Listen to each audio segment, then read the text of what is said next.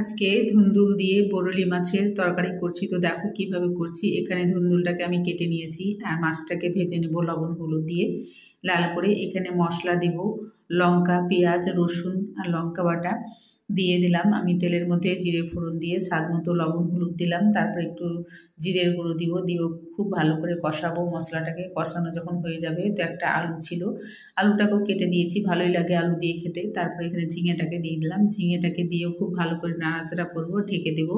তো জল ছাড়ে, ঝিঙে তো এমনিতেই অনেক জল ছাড়ে। তো জলটা ছেড়েছে, এটা আঁচটাকে এখন জোরে করে দিয়ে জলটাকে শুকিয়ে নেব। জলটা যখন একেবারে একটু শুকিয়ে যাবে, তারপর এখানে মাছটাকে দিয়ে দেবো। মাছটাকে দিয়ে 1 মিনিটের মতন ফুটিয়ে নামিয়ে নেব। ধুন্দুল দিয়ে বরলি মাছ কে কে খেয়েছো একটু জানাবে, আর যদি না খেয়ে থাকো তাহলে একবার খেয়ে দেখো কেমন লাগে। যদি ভালো লাগে আমার রেসিপিটা, লাইক শেয়ার কমেন্ট অবশ্যই করবে বন্ধুরা, আর বন্ধু হতে সাহায্য করবে। ধন্যবাদ।